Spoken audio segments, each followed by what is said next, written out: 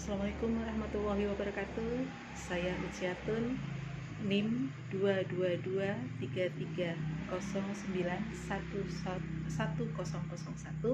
Pada hari ini saya ingin mereview pertemuan hari ini, pertemuan dari mata kuliah Surveillance Gizi yang dilaksanakan hari Rabu tanggal 30 November 2022 tentang identifikasi, analisa data, kedua identifikasi faktor risiko, dan yang ketiga adalah analisa dan interpretasi.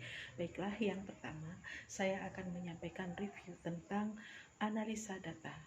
Jadi analisa data itu mempunyai fungsi sebagai untuk mengidentifikasi masalah, dan yang kedua adalah sebagai bahan perencanaan dan pengambilan keputusan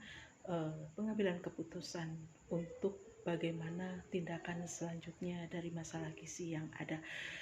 Jenis analisa yang kita ketahui ada dua. Yang pertama itu adalah secara kuantitas, dan yang kedua adalah secara kualitas.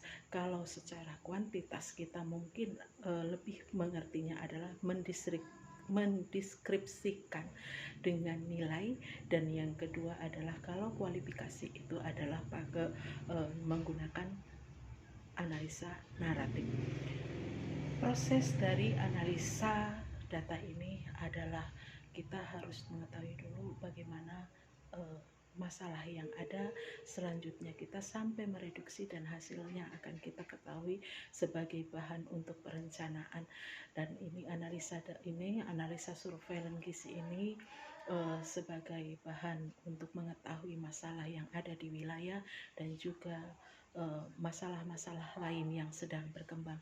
Sedangkan untuk identifikasi faktor risiko, yaitu kita harus faktor-faktor risiko yang ada dengan masalah di tingkat rumah tangga seperti asupan gizi adalah tingkat pendidikan, tingkat pengetahuan, tingkat daya beli dari masyarakat, dari keluarga tersebut, dan juga ketersediaan pangan yang ada di dalam keluarga, serta jumlah kualitas dari bahan makanan yang ada.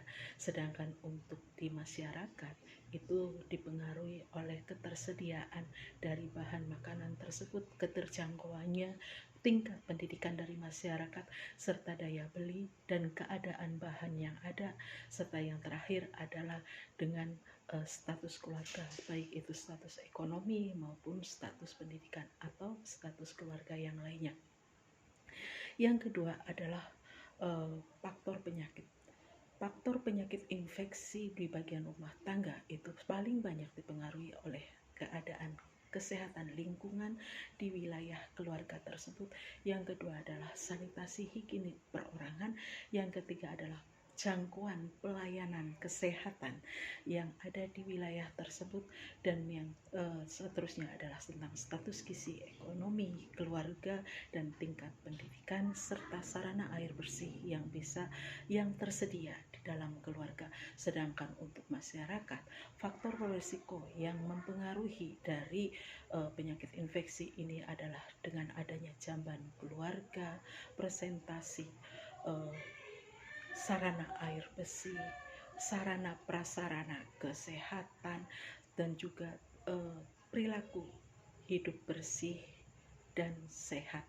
Ini teknisnya sedalam mengidentifikasi faktor penyebab itu ada teknis secara sederhana.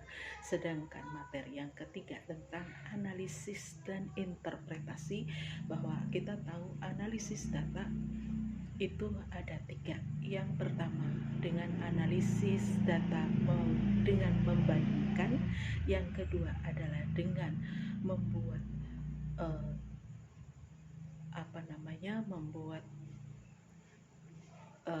hubungan, membandingkan antara satu kejadian dengan kesatuan yang lainnya, dan yang ketiga adalah analisis kecenderungan atau yang disebut analisis tren.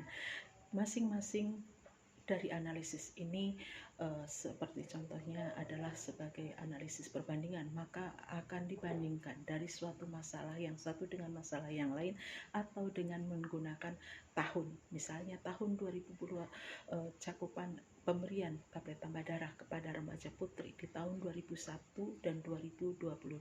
Sedangkan hubungan analisis hubungan itu kita biasanya menghubungkan antara faktor yang satu dengan faktor yang lain. Misalnya adalah kejadian minum tablet tambah darah untuk ibu hamil berhubungan dengan tingkat pendidikan. Dan yang terakhir adalah analisa secara tren, yaitu kecenderungan, di mana ini akan lebih melihat sejauh mana keberhasilan dan kemundurannya dari suatu masalah. Mungkin ini yang dapat saya simpulkan atau yang saya review untuk pertemuan hari ini, materi dari mata kuliah surveillance dan gizi yang telah dilaksanakan pada hari Rabu tanggal 30 November 2022. Terima kasih dan saya mohon maaf atas kekurangannya. Assalamualaikum warahmatullahi wabarakatuh.